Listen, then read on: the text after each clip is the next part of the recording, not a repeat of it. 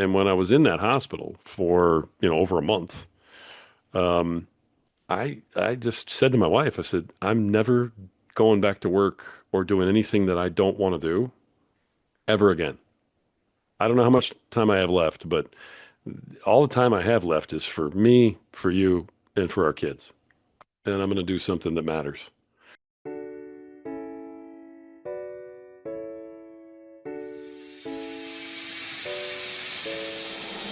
Welcome to Give a Heck. I am your host, Dwight Heck, and for much of my life, lived my life in quiet desperation, wondering how I was going to pay the bills, take vacations, save for retirement, and one day wondering if I would get off the hamster wheel of life and have purpose. A life that most of society lives, which takes us to work, then home, then repeat, and pays us hopefully enough just to survive. The harsh truth that most live with more month than money and have no idea how to live life on purpose, not by accident. This ensures the mass majority are living not just financially broke, however, emotionally and mentally as well due to financial pressures. In each episode, I will introduce you to thoughts, ideas, and guests that can help you to learn how you too can live life on purpose, not by accident. Welcome back to Give a Heck, the show where we challenge ourselves to live intentionally in a chaotic world, financially, emotionally, and spiritually. Today's guest didn't just survive life's darkest moments, he transformed them into a mission. A year ago, Rory Paquette was lying on the floor of an emergency room, unable to breathe. As he blacked out, he thought it was over. But surviving that surgery gave him a new outlook on life and a renewed sense of purpose. Rory is a professional podcaster, coach, author, and speaker. Currently hosts three powerful shows: The Power of Man, Wake Up the Lions, and The Podcaster's Nation, with a fourth on the way. He's written two books: The Lone Wolf Selling System, Make More Money, Increase Your Sales, and Take Back Your Life, and also a book called The 5% Diet, How to Lose 40 to 400 pounds and Take Back Your Life, and is working on books 3 and 4.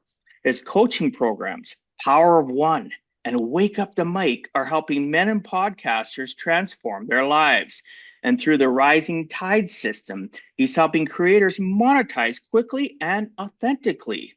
But Rory's journey isn't just about accolades, it's about grit. He grew up in a home marked by abuse, fought to protect his siblings, supported a mother battling cancer, and gave blood to just feed his kids. He built an empire, lost it all, gained it back, and nearly died. Today he stands bulletproof, wrapped in God's armor and filled with faith. This episode isn't about redemption, resilience, and radical transformation. Pardon me, it is about. It's about how pain becomes purpose and how your story, no matter how broken, can become someone else's lifeline. I'd like to welcome you to the show, Rory. Thanks so much for agreeing to come on and share with us some of your life journey. Wow, Dwight. I'm honored to be here, and that was one heck of a intro. Seriously, pun intended. Oh, right on. And sorry for the people listening to the bio. I kind of messed up some words at the end. Sometimes, I get word salad. I call it. It's all mixed up. Wow, that was beautiful, man. It really was. It made me tear up. I was like, wow, you're really talking about me. You don't Yeah, get to hear all that about yourself all in one but you shot. should though. You should though, right? Yeah, We that talked was, we talked about intros, and some people don't. man. I've never People that read my intro when I'm on podcast, they just read what I have on Podmatch. They don't put any effort into it, and I'm not disrespecting them. That's fine, uh, right? I put it up there to make life easier for them. But yeah, like I told you before we hit record, I was quite impressed getting to know you when you had me on your show. You so graciously had me on your Podcasters Nation, and I look forward to further interaction between us two. But this isn't about me. This is about Rory, and everything that you've accomplished is just mind blowing. And there's so much commonality between you and I in regards to, not everything in life, but just our tenacity, our stick to itiveness, and never letting, always believing in God, that God's going to help us, give us strength, and still relies on us to do it ourselves. God isn't going to do it for us, right? We still have to do it for yeah. ourselves. just be aware, people listening, when God sends you people, accept them, right? Let them Right. help you, right? That's how he helps. Anyway, so the, to your origins are very, very interesting in regards to the fact of, like I mentioned in the bio, some of the things you went through, taking care of your siblings, a stepfather that was worse than your first father. Can you tell me your origin, obviously in your voice, to as much as you'd like to share from your earliest recollections right up to where you are today, whatever you feel is pertinent in regards to your origin? Yeah, I appreciate that, Dwight. The again, hearing all that all put together is just it's mind blowing. So it's thank you again You're for the way you welcome. phrased all that. It really, really it means a lot. The only reason that I kind of start with those things and that I put them out there to folks is because it is really pertinent to where I am now. It's pertinent to the man that I've become. And it gave me certain things I had to overcome. So, when you have a father who is just verbally and physically abusive and is a card carrying alcoholic, then there are just things that you deal with on a day-to-day basis that um, you know, border on life threatening, of course, but uh, that change your whole life growing up. It's not a normal childhood. You don't get to just sit there and play with toys and go to school and watch TV and learn. There's no safety. You're always looking over your shoulder. You're constantly worried, and and that's the type of thing that carries with you. And what I've found with the work that I've done with men who have faced similar situations is that men either follow in those footsteps and they have nothing to do with that life. And they go way out of their way to make sure that that never impacts their life or their children. And that was where I went. For instance, I don't drink, not because I'm worried about being an alcoholic, but just because why open the door, to it? It's just one of those things. Um, I make sure that I mean, I've never raised my hand to one of my kids. Never would. I understand some people spank. Okay, hey, I'm not here to judge, but with my life growing up, can't even imagine doing that. And my kids, even today, we're still very, very, very close because I've invested that in my children as my wife and I raised them, so that when they got to be older, they would still want to have me in their life, and I could still impact it because I had no impact that was positive in my life from any of my real male role models. And I know how tough that was to overcome and having to kind of learn those things. So, that's sort of a start to the origin Conversation. story, so to speak. Um, yeah, exactly. The whole conversation. That's kind of where it starts, but it's a huge core piece of who I am today. And so that's why I start there. Well, that's fantastic. Thanks for sharing that. It is so true. People watching or listening, learn behavior. You are either going to go one way or the other. You're going to stay on the hamster wheel and continue on with generational teachings that are broken, or you're going to do the exact opposite. It's not yes, no, maybe. It's yes or no. You're either going to do or you're not going to do. I know with my childhood memories, there was things that I refused to do when it came to my children when I had children. And initially, sometimes be honest with everybody, I'd slip in and out of it, going like, you know what? Oh my gosh, I'm my parents. Not that my parents were bad or beat me, but there was things I didn't like about the learned behavior that of how they disciplined or how they educated, like that old phrase where, you're better to be seen than heard, right? Whereas my kids would want to be involved with conversations, Right. and I'd say to them, oh, and I'd realize I was about to tell them to be quiet. And when all they were was inquisitive. As adults, we're allowed to be inquisitive. Why not children, right? We just got to teach them the appropriate amount of inquisitiveness and Right. sometimes, and not to interrupt, right? But learned behavior is so powerful. So I appreciate you sharing that. I'd like you to share some more details in regards to so when your dad was out of the picture and you had a stepfather and your mom was battling cancer, you're a young man trying to get your siblings, pardon me, off to school. what did that do to you today when you look back at that? How did it Yeah. affect you? Like you mentioned some of the things, obviously, how you treat your children, right? No corporal punishment. You don't drink Hmm. by choice because why open that door? Can you tell me how did that affect you? Watching all that you were going through.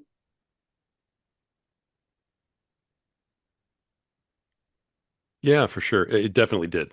Um, it was really kind of strange when it all hit.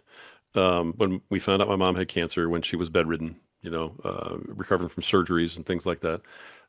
You're getting hit with the potential idea of losing your mom at that point because, I mean, let's face it, it's cancer. So you have no idea what's happening next. You got a stepfather who's, more violent than the first guy. He wasn't more violent towards me. He was more violent towards my younger brother. And I didn't always know that that was the case. Um, so, I find myself in a position as the oldest, child of being a protector for everybody at one point. And I didn't know it was coming.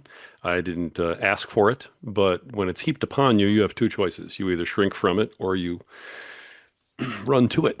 And I embraced it. And I said, okay, well, I have to make sure that my mother can heal. So he's not allowed to hit her anymore.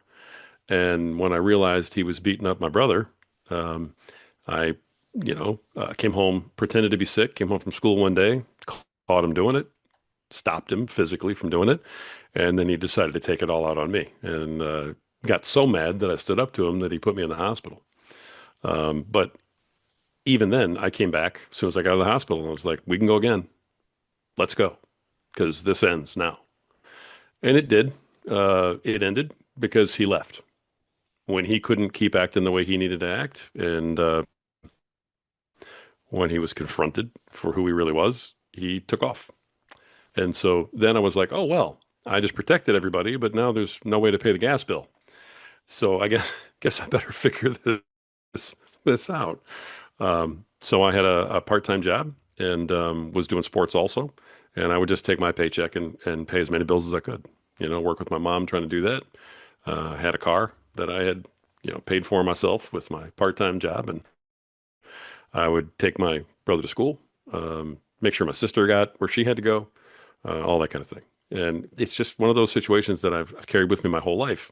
No matter how low things get, you either handle it or you don't. And it's like you just said, there's not a yes, no, maybe. There's a yes or there's a no. There's a do it or there's a don't.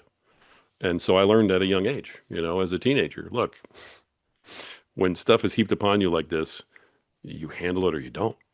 And I'm very glad that I chose at that moment to handle it because I've lived my whole life that way. And I see now that I've actually taught all three of my children that that's how you handle situations. You either handle them or you don't. And so all three of my kids, there's nothing wishy-washy about any of them. There's no indecision with any of them. They may not always make the right choice, but boy, they're making a choice and they're moving forward and they're owning it. And that I'm sure came from everything that I put in them somehow, just by the way I live my life. So it's really gratifying now, at 55 to look back and go, wow, a lot of suffering in those first 20 years of life, but a whole lot of good right now that came out of it. No, absolutely. I look at my children and I like how you put that. They make decisions. It's right now. You may not agree with it. I go through that all the time. With five of them, they're making decisions, and or I'll try saying to them, maybe you should think of it about it that way because I do coaching and I'm trying, and they literally just roll their eyes and or they just nod their head, whatever, and they still go do what they're going to do. And either it's a win or it's a lose. There's no in between for that either. And I'll just Hmm. say to them, okay, so it didn't turn out the way you wanted it. Because I had a daughter here recently in the last year say to me, I wish I would have listened to you. And I says, well, that's okay. That's in the past already. Did you learn from it? Are you Right. learning from it? Now, if you Yeah. do it a second and a third time, you ain't learning, right? Right? You're on the Right. hamster wheel and you're just following everybody else.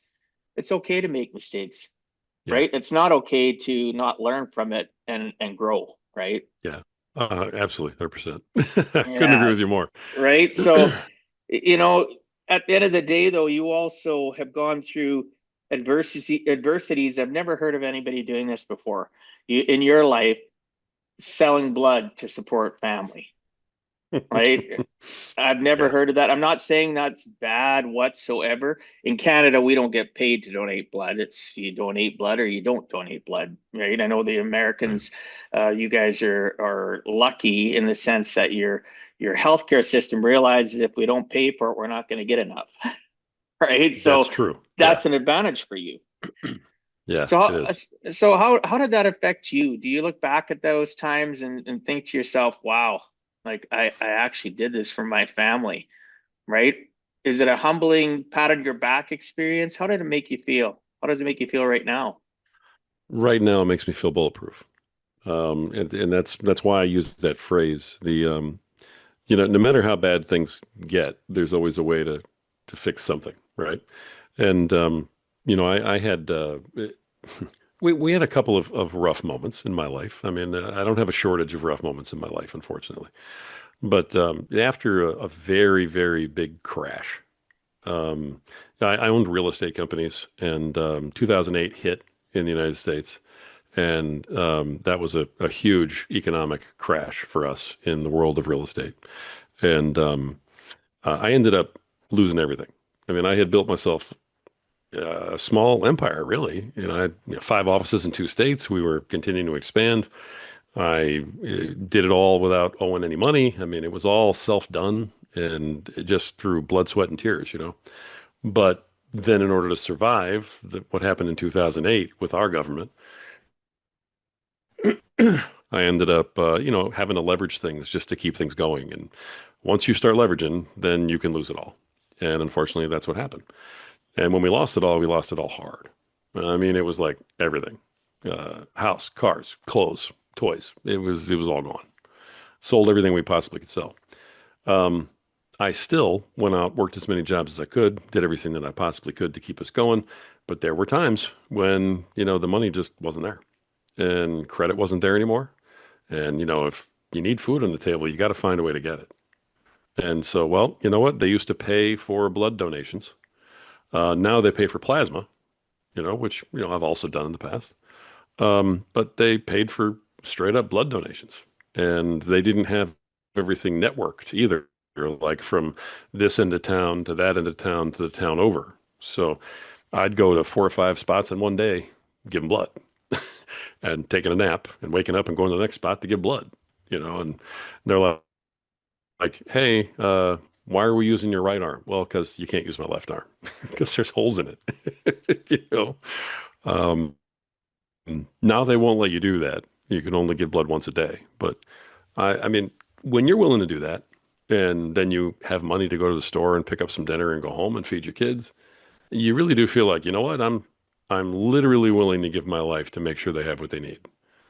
And as weird as that might sound, there's something very empowering in that, because you're willing to do whatever you have to do to take care of your Jesus did kids, it. to Jesus take did care it of for family. us, right? You look Exactly. at, right? Right? Willing He to gave everything, do, not just yeah, blood. He that's gave it what I all. mean, right? So there is, that's very impactful what you just shared. Sorry for interjecting there, but it just, It's okay. I felt it like a wash over me in the fact that, we are Jesus, we're God's children. And at the end of the day, we can choose to follow the path, right? Or not follow the path. There's no in between in that either. So we follow the path. We don't follow it when it's convenient. We follow it good, bad, indifferent, ugly. And you to do that for your family, it speaks volume for your character and your connection to God because you have your own cross you've bared, right? That you've walked with, Yeah. just like Jesus, just Yes, I like do. we all do. But what do we learn from that journey? How do we use it to help others? Do we sit back and lose everything, or do we do like you did? Go donate blood and do whatever you can to put food on the table. I've been through those experiences. So broke when oh 08 hit part of me. I'd only been in the industry for 6 years. I was still relatively Yeah. new, doing well. '08 affected everybody, not just the US. It affected real estate, it affected mortgages, it affected absolutely all forms. Everybody's wallet shrunk. They didn't want to do anything. They were Yeah. afraid to spend. So my business, being in finance and insurance, it dried up. So it was a struggle. And that was the same year I got all five, or pardon me, four of my five kids full time moved into my house. I didn't have part time joint anymore. Right. It was full That's time, right. right during the crash. That's right. So there was a lot of praying. There was a Oh lot yeah. of nights of quiet desperation. What am I going to do to feed these kids? What? How Yeah. many times can I rob Peter to pay Paul? Right? How Right. many times can I shift credit around? So I appreciate that honesty and that sincerity. We just got to do what we got to do. God, every one Yeah. of our kids is God's children. We're just put in a place to be their parent, to be their hopefully their guiding light based on God's principles as much as we can. They're going to make their own decisions. We already talked about that. When you get to a certain age, right? Even the decision of whether or not they're going to Oh yeah. be Christians, right? All we can do is worry about you Hmm. and I, Yep. right? Absolutely. A point in my life, You that's where got it. I've had to give up when I talking to my kids and they'll say things that I don't necessarily appreciate. I'll just, does it serve me to respond? What would Jesus do? He I used to say that to my kids when they were younger. My one daughter had a button. She brought it home from when she was still practicing Christianity. She'd come home from youth group and, what would Jesus do on her chest? And I would, perfect. Wear that everywhere. Right? What would Jesus do to allow um, anything to happen in our lives? Right? I just use that as Right.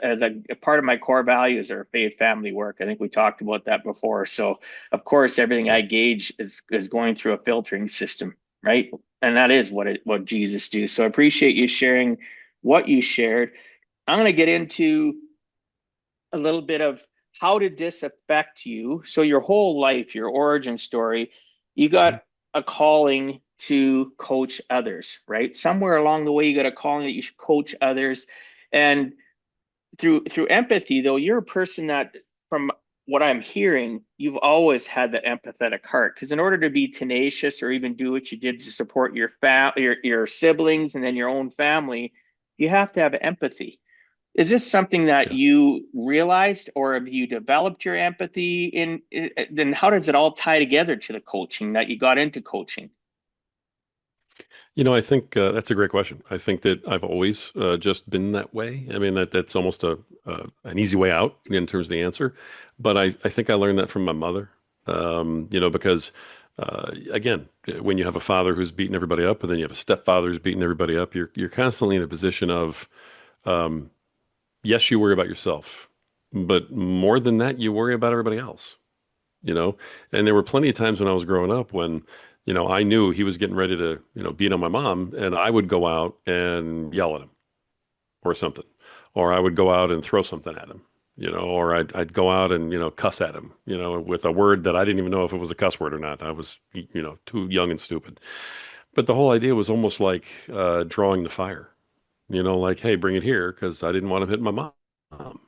I had to do the same thing when, my stepdad was in the picture and my mom was trying to recover from cancer. I mean, he didn't care if she was trying to recover from a cancer surgery. He'd still act the way he acted. So, when you are doing that and you're sort of putting yourself between others and harm, I think that carries over hard. And that is a huge part of who I am now. I've always, I have a men's group, and I counsel men on being fathers and husbands. And one of the things I'm always telling them is, you know, the people who depend on you have to be more important to you than you are to you. And a lot of people give me grief on that because they're like, well, you have to fill your own cup first. And, if the plane's going down and the mask drops down, you got to put your mask on first.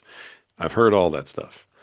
But the way I intend it is, if there's four people at the table and there's three pieces of chicken, you're the one that doesn't eat because it was your job to pick up the chicken.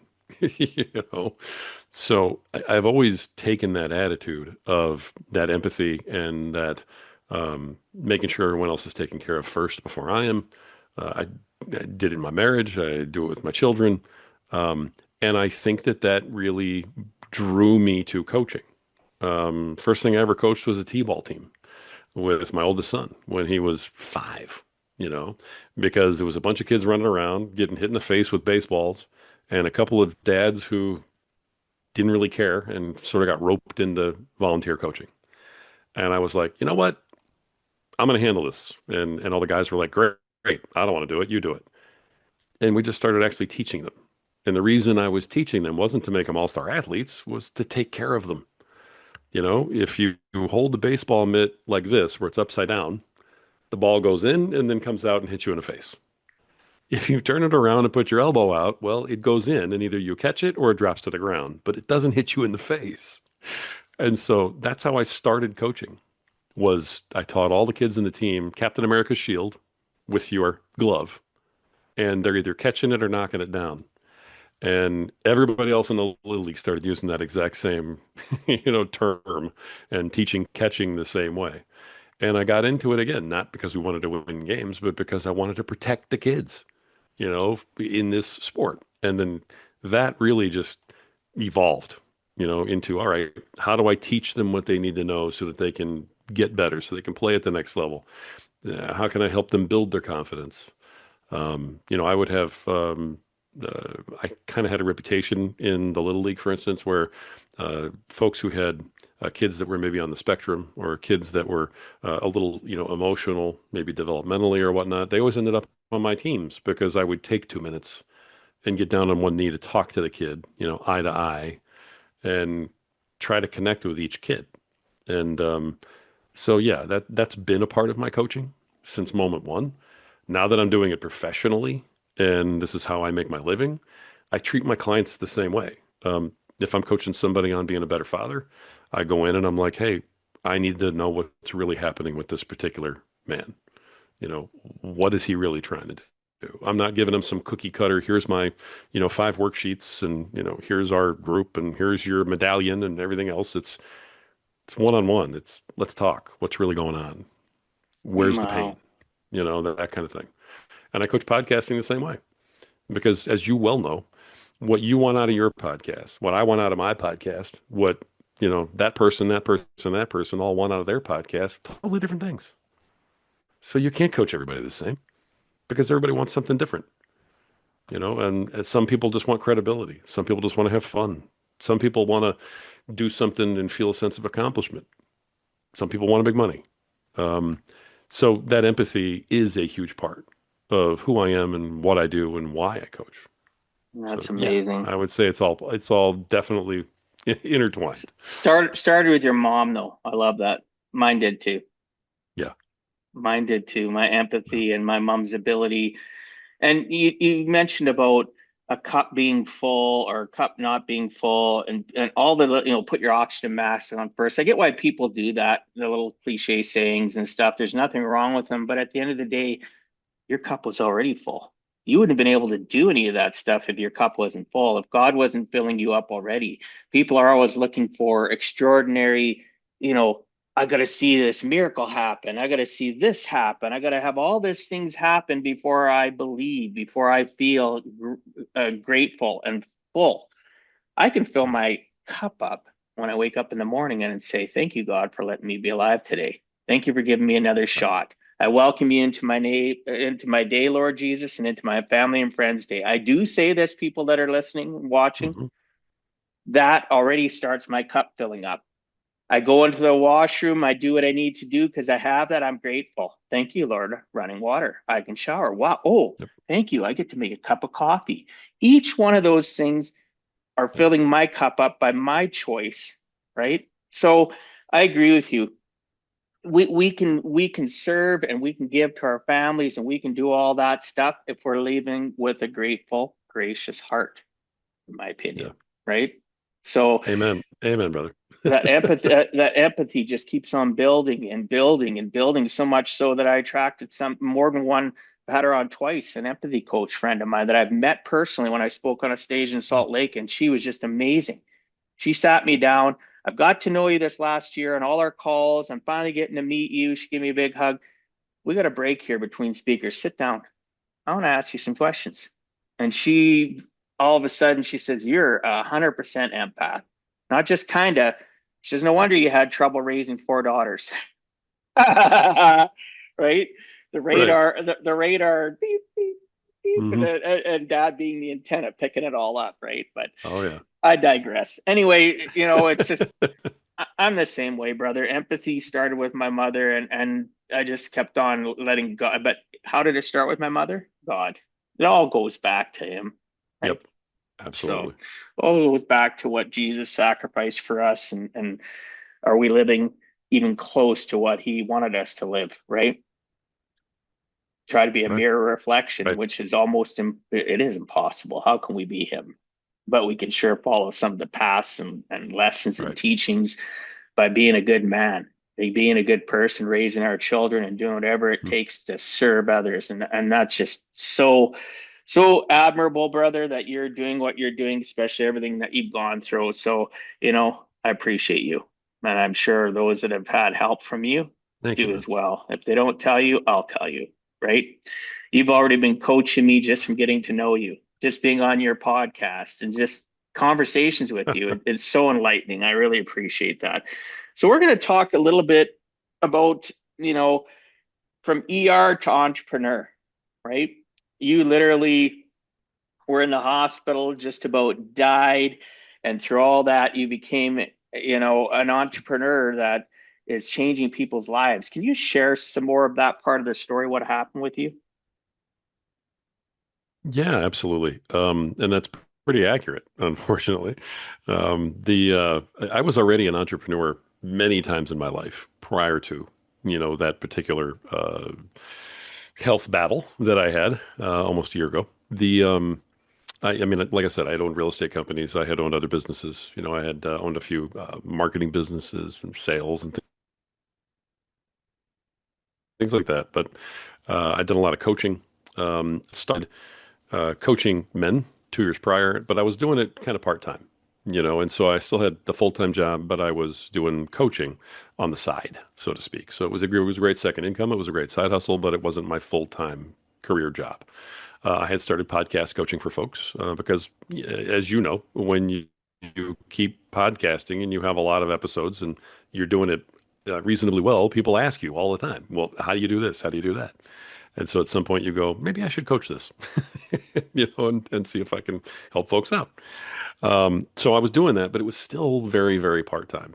And I still felt like I had to hang on to this other full-time job. I had to make sure that I had this money. And my wife had been all over me. She's like, look, the kids are all grown. They're all gone. We don't need this big, huge 2,500 square foot house anymore. Why aren't we downsizing, paying off bills, living lean and mean and making ourselves mobile so that we can just go visit everybody, and visit the grandkids that we hope are coming soon, right? That type of thing. And I was holding back. I'm like, no, no, no, not until I get this much put away or not till I get that much in the bank, right? Because, it's never enough, right? And I never enoughed my way into carrying pneumonia around for over a year. That got worse and worse and worse every month until finally my left lung completely filled up with fluid, shut down. It had a layer of like this icy gel all around it, preventing it from moving. And a big chunk of my right lung was filled up. And what was left of my right lung just went, Uncle, I give, I can't support this anymore. So one night I was sitting there and my breathing was getting more and more shallow as we went.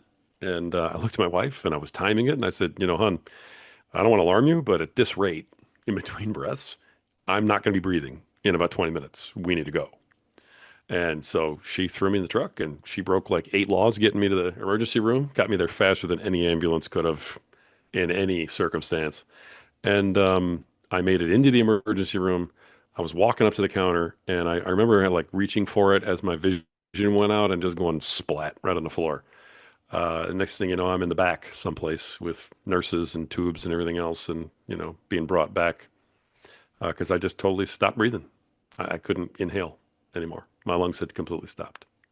Wow. And yeah, so that's the medical thing. And they tried 100 different things to try to like drain them and everything else, and they finally said, "Look, after 2 weeks of trying all these other things, we just have to go in. It's a major surgery. Um, it's not going to go well. I mean, we're going to do everything we can. We hope you make it." Wow.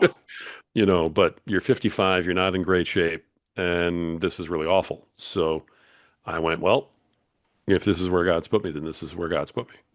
Let's do what we got to do. Great surgeon. I said, you know what? He was Italian. I said, you know what? God sent me an Italian guy. All right. Because I'm Italian. So that matters. And I went, all right. He sent me an Italian heart surgeon, a pulmonary guy. I said, this is a sign. We're going to be fine. And I went in, and afterwards, I found out I had about a 20% chance of surviving it. But Ooh. I didn't really know that going in. Maybe I just didn't hear that. Maybe I didn't want to know that. I think my wife might have known because she wasn't in great shape when I was going in. But came out, and he said, "Hey, it's going to be about 18 months until you're back, you know, not feeling this surgery." And that was less than a year ago. So I still feel it. I sit in my podcast chair and, try to move sometimes, and it feels like I'm on fire. But Wow. I did make it, and I am better than I have been in years. Changed my life completely. And when I was in that hospital for, over a month, um, I just said to my wife, I said, I'm never going back to work or doing anything that I don't want to do ever again.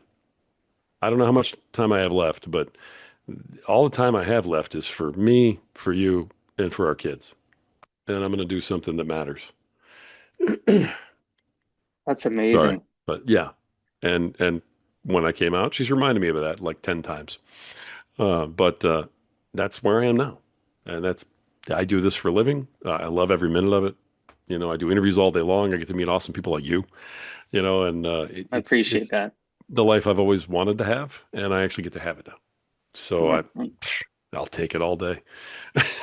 That's that's awesome. How many times though do we have life-altering things happen to us, like tragedies, loss of someone, major health scares?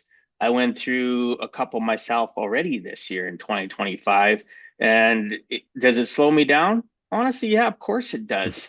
But it doesn't change my gratefulness and my gratitude and the fact that I know, this too shall pass. I always tell this No, too shall pass. Do I have a start and a stop date? Not necessarily. I don't know, but I just keep right. on turning to my faith, my family, and work's always the last, and work should be the last. And enjoyable work, like you were just saying, is so crucial to us living a life that's intentful on purpose, right? So, Yeah. congratulations again, brother. Your story is fantastic. Those that are listening or watching, I hope you are getting a lot from this, because at the end of the day, there's no quit in winners, right? Winners Yeah. never quit and quitters never win. I used to tell my one daughter that. I remember she was getting bullied. She was in grade one. I think it was grade one. She'd come out to the vehicle and she'd be crying because she was getting bullied by some mean kids. And I looked at her and I started saying to her, whenever you get out of the vehicle, I look at her and I said, no matter how bad it is or how bad it gets, I'm gonna make it. And I said, say that to dad, right? And I started, I wasn't a coach yet. I was, I was at that point in time, I owned a computer consulting firm, but I just knew, right, that she would Yeah. be protected. Did things work out the way she wanted to? Well, not necessarily, but at least I was trying to up her energy level or her ability to be, like you would say, the shield. How do you put that? Armor of God? Sorry, I can't remember from what I was reading when you were It, when I was reading on you and stuff. But well, I was trying to wrap her in the fact of confidence that it would pass, right? And to never revert to being like those kids, right? yeah. Yeah. It's 100%. Yeah. it. I do use that phrase for sure. In Wake Up the Lions, we talk about that a lot. But yeah. Oh, right on. Right. Yeah, the armor of God is so true though. It starts and we allow it to have little cracks, right? We allow it to have the For sure. ability for others to influence us. So thank you so much for sharing that. Let's talk about your books and how cathartic it can be to write books. I don't know if it was for you, but I know I only wrote one book. I don't have what you've got going on, but my book was very cathartic for me. It taught me how to, it taught me things about myself I really didn't know. I'd be reading back what I wrote, even after I got it back from the editor, and I'd be like, I'd cry or I'd laugh, and I'd go like, wow, I need what I didn't even realize that about myself. Yeah. Pat, pat, pat. The next time, kick in the pants. Right. You got to change that, right? What was it like for you writing your books? Right? Was it a cathartic experience? And what inspired you to Yeah. write them specifically? The lone wolf selling system and the 5% diet?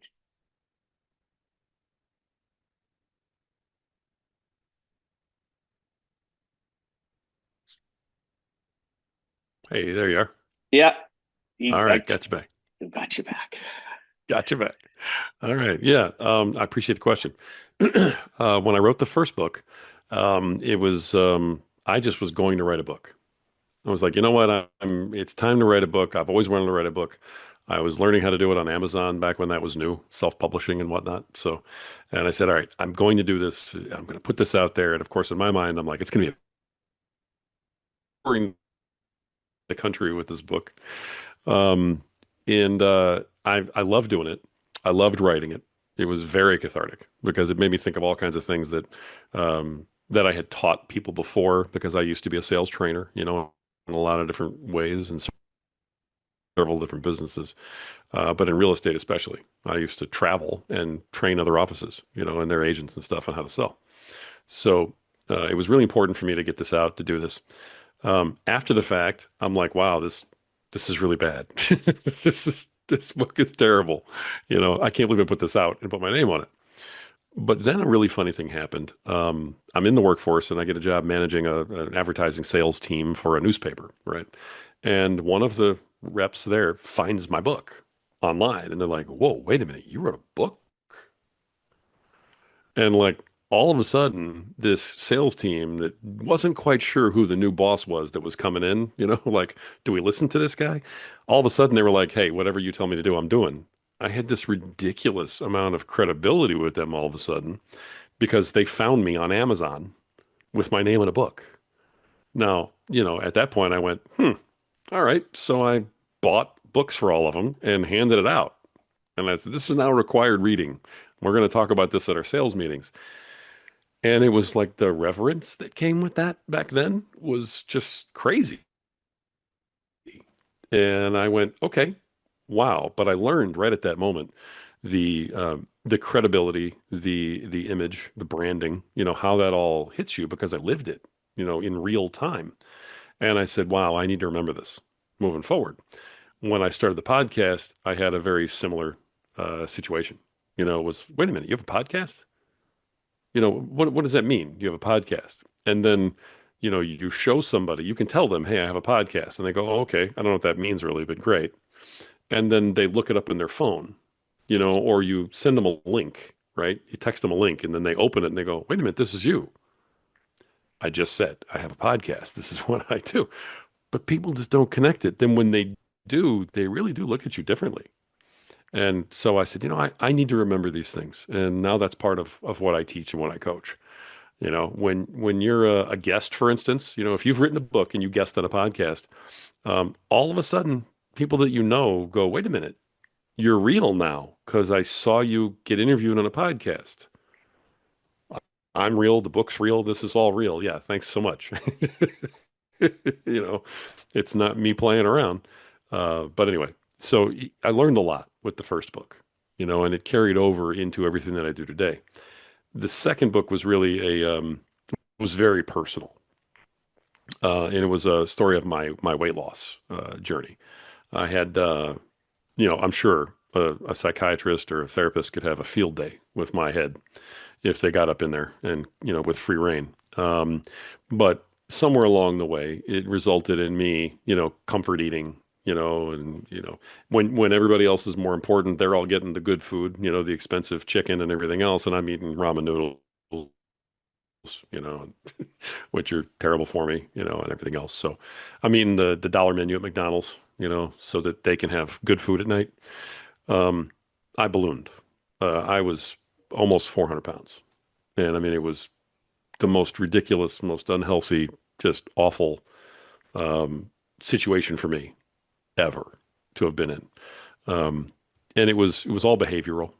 It wasn't really because I had a health, a pituitary gland or anything like that. It wasn't a thyroid. It was stupidity and behavior. and trying to find, peace and comfort someplace.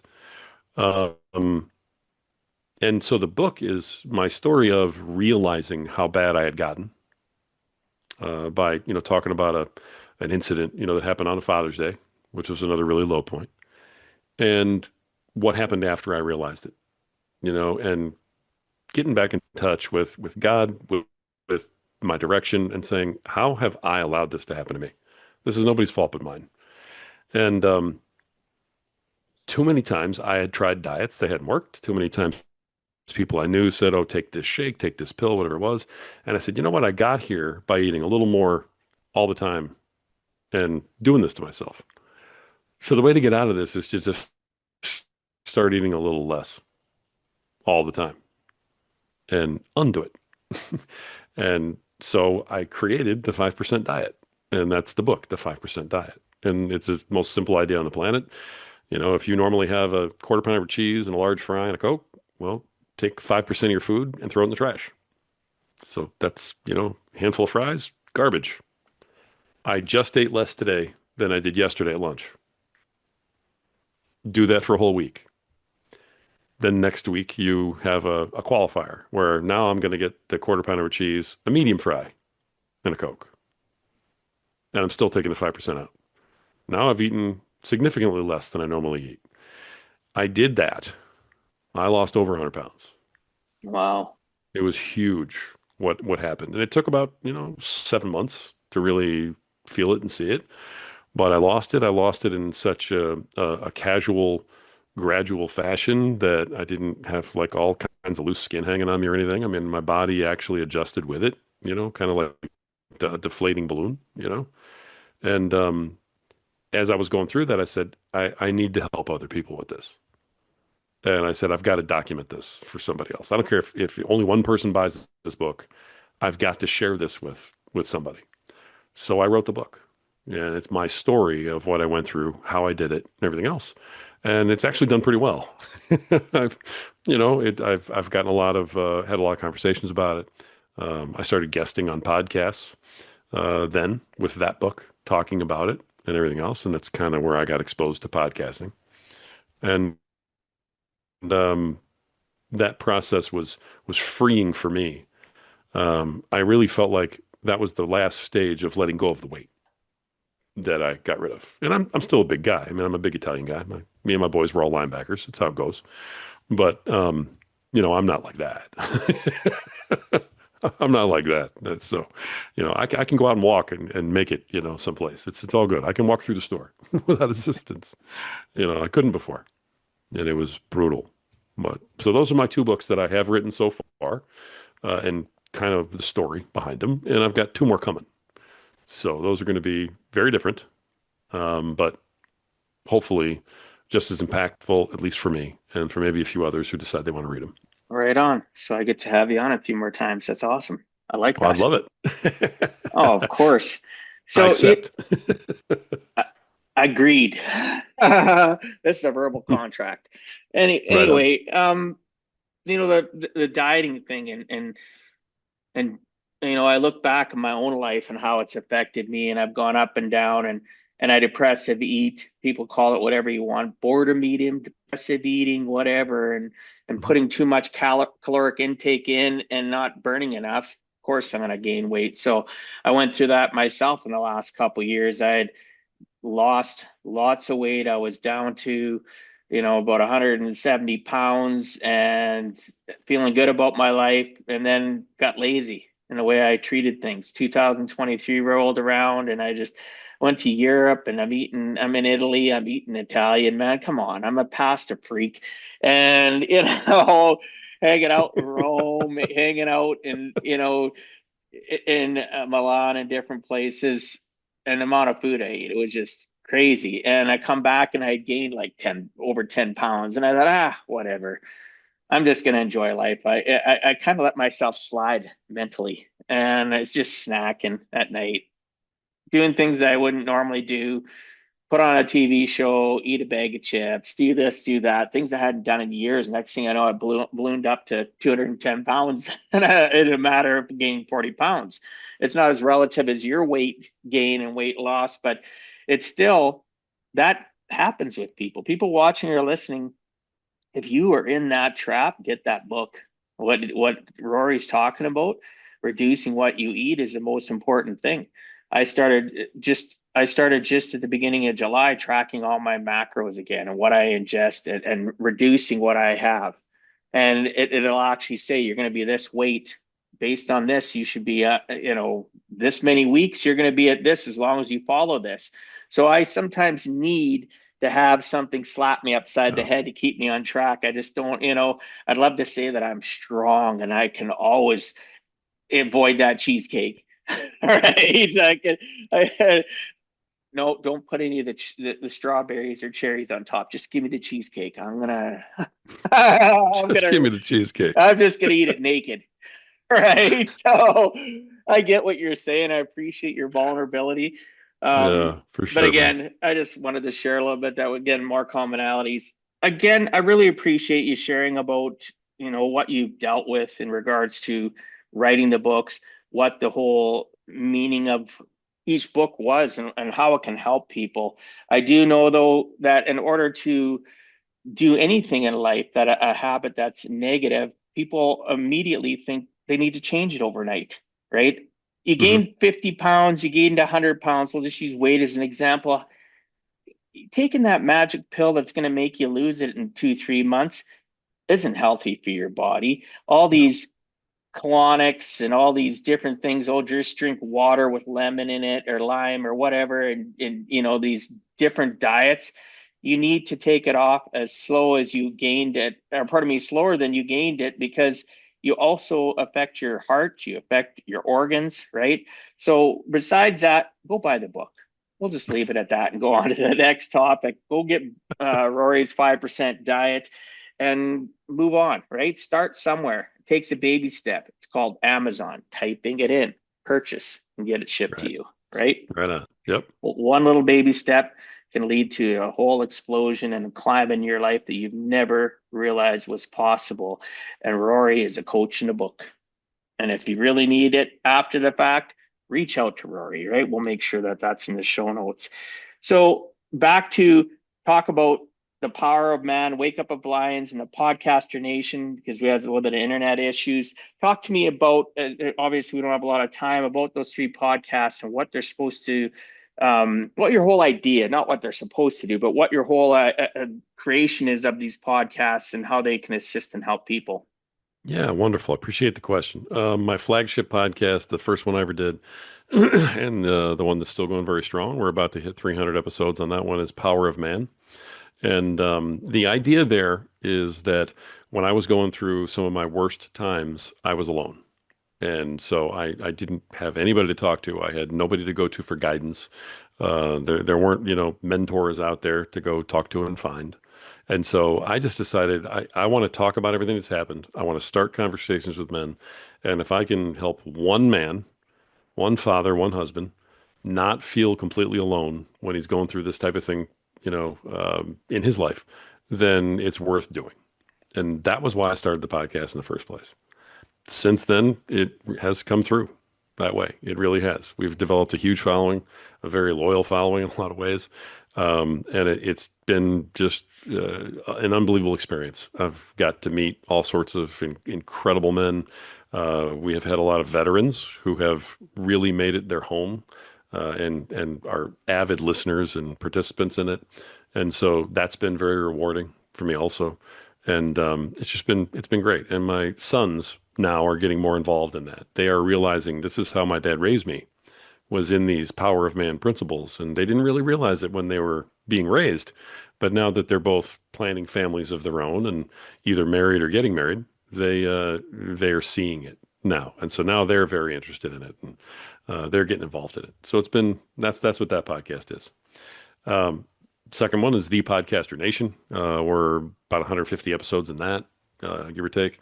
That was because I realized that as podcasters, we didn't have anybody highlighting us that I saw. And I said, what if I did a show that allowed podcasters to be highlighted? To say, here's all these different podcasters. Here are their stories. Here's why they're doing the podcast they're doing. And would that work? Would that be helpful? Would it help other podcasters grow? I could grow my show and they could each grow their shows by being a part of my show. So it was like win-win, type of thing. And as soon as I launched the idea, I put one post in one Facebook group and I got 135 responses and we launched immediately. And I was interviewing like all day long, just trying to get this thing going. And it has taken on a life of its own. And the beautiful part about the Podcaster Nation was that when I was in the hospital for everything we talked about earlier, Podcaster Nation folks that I had interviewed were reaching out, were really trying to support me going through all my health issues because I was being open about them online. You know, that's what I do. And it was just amazing. I realized at that moment when I formed that podcast and when we really got it going, how the podcaster community really operates, and that it really is just this bond. When you are a podcaster, you have a mutual respect for and from all these other podcasters. It's such an incredible community. And even though I had been a part of it for a while, I hadn't realized that piece of it till I got that podcast together. And that was just really amazing. And so Wow. that's why I keep doing it. It's how I met you. It was for that particular podcast. And then the third one, it was formed. It's funny because you actually said the exact line at the beginning of this episode, uh, or maybe it was in our pre-interview. But people would come on my other podcasts and they would say, "Is it okay to talk about God here?" And then it would be, "Do I need to tone down the God thing?" You know. And I just went, "Look, I respect every religion out there. I don't know why everybody doesn't, but I don't think any Christian should ever feel that way. Why does anybody ever feel like they can't talk about their faith if they're telling their story? So I'm supposed to go on and tell on a show and talk about my story, but not talk about my faith. I mean, you're leaving out a huge chunk of the story." And as I sat there and I was complaining to my wife out loud about it, I'm like, I just don't understand, why this is the way it is. And it wasn't her voice, but there was something that hit me really hard that let me know, what are you doing about it? And my answer was, oh, nothing. Apparently I'm complaining about it. And that's all. And I stopped and I went, I know how to do this. I know how to make a podcast and how to launch one. I know how to make one successful. I've done it twice. Um, and Wake Up the Lions was born. And I just said, well, I'm going to do a podcast where people can come on, talk about their testimony, talk about spiritual warfare in their lives, talk about building discipleship, and be proud of their faith. And it's not any kind of hate. It's nothing against any other faith. It's just people coming out and saying, "Hey, I'm proud of mine, and this matters in my life." And now that's taken off. So it's been a lot of fun, Well, and I've that been one's led. awesome Yeah.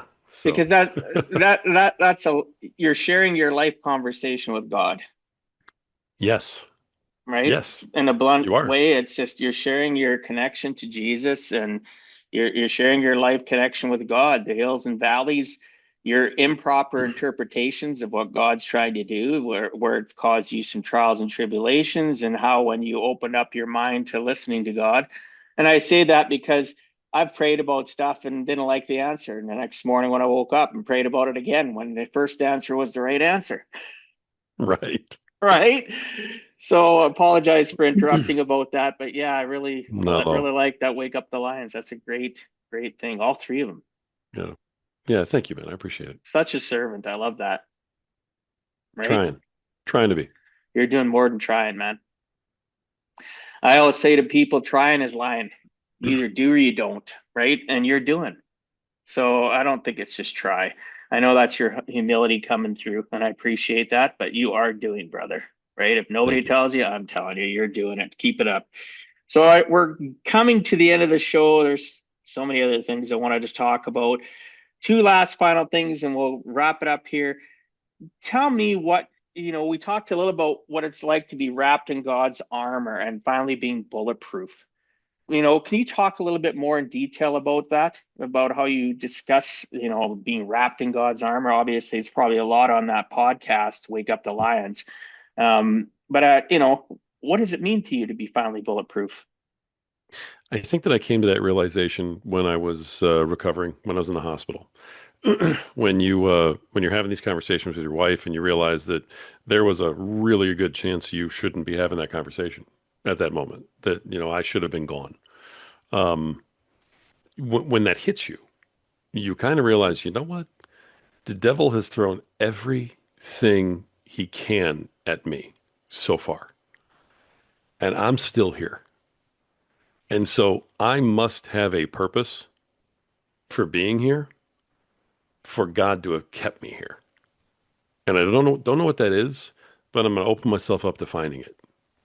And when you get that realization, you really do feel as though you have done exactly that, wrapped yourself in the armor of God and said, they took their best shot. Evil took their best shot at me, and I'm still here. Um, and there must be a reason. So it brings with it, when you have that armor of God, you're trusting more than ever that nothing can penetrate it, right? And so I describe it that way because I just really believe, with every fiber of my being, with my heart, with my mind, that God has a reason for me. And I wake up every day thankful that I woke up and eager to go out and find the reason. And it's a great way to live. I've never felt stronger in my life. And that's why I equate it to wearing the armor of God every day. Because honestly, Dwight, I feel like nothing can get me anymore. Well, and that's awesome because when we realize that we can pass tomorrow, right? Today is Hmm. the present. We woke up, be grateful for it. Now we have this opportunity to share and develop ourselves by Yeah. serving others and continuing to grow. You if you do pass today, if some tragedy happened after this, you're leaving this world with a great legacy and a smile on your face, right? I Yeah. don't I know hope how, so. I don't know that's the way I look at it.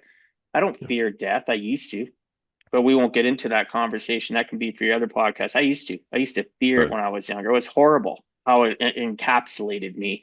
And it was because of that fear of sometimes how Christianity, my Catholic faith, can make you, you know, a lot of religions, organized religions create fear and they control by fear instead of controlling by learning, by knowledge, compassion, empathy. I'm Yeah. not cutting religions down. I'm just saying at one point in time, that's what it was. And it created a guilt in me.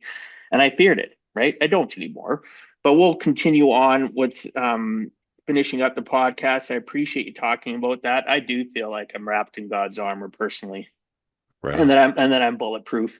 And the days where I don't, it's not that I'm not bulletproof, it's that I forgot to be grateful even for the bad opportunities, even for the bad Absolutely. things that happen. What did I learn from it? And actually be aware and think about it. Sit in that moment and what should Yep. have been done differently in my life. So, Yep. last final question, my brother from another mother. Rory, if you could leave our listeners with one piece of encouragement, something from your own life proving it's always worth giving a heck and never giving up, what would that be? It's always worth giving a heck. I love that. I love that. And never giving up. I would leave everybody with the idea that you are here for a reason, and you have a purpose. And even if you don't know what it is yet, um, stress the yet. Okay. You will. You have to open yourself up to find it. You have to trust that it's going to be there. But you have value. You have a purpose. So even if you're doubting what it is and you can't figure it out, don't ever doubt that you have one. And every day that you wake up and you open yourself up to say, what is my purpose? Please show me. You come that much closer to finding out what it is. Don't ever doubt that. That's what Great, I'd leave with. great closing message. I Yeah. appreciate that. Thank you. What's the best way, Rory, for people to reach you?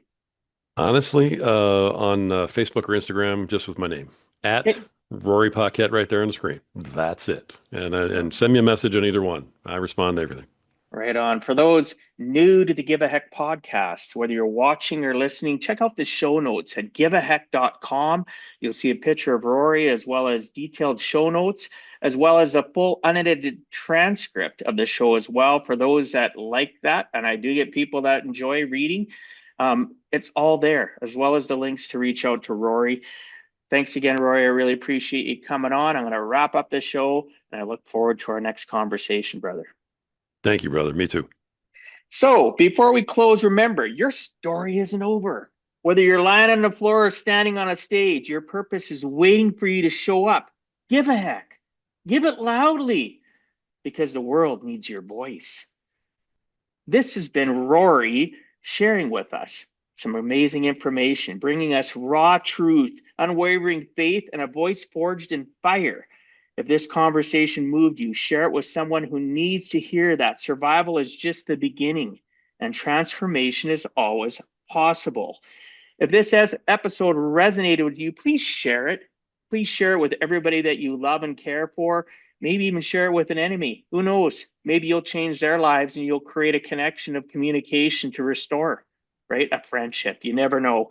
Leave a rating. Review this on YouTube or whatever your favorite podcast platform. It tells the algorithms that this show is worth it and it'll serve it up to more people. And I really appreciate it.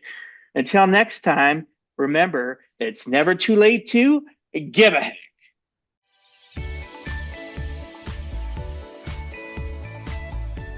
Thank you for taking time out of your day and listening to Give a Heck. If you find value, I'd appreciate you sharing with your friends and family so they too can learn how to live life on purpose, not by accident. So you do not miss the next episode, please subscribe on your favorite podcast platform and please also post a review. I look forward to reading your comments. This has been Dwight Heck. If you want to check out other podcast episodes or today's show notes, please check out my website, giveaheck.com. And until next time, together let us all strive to give a heck.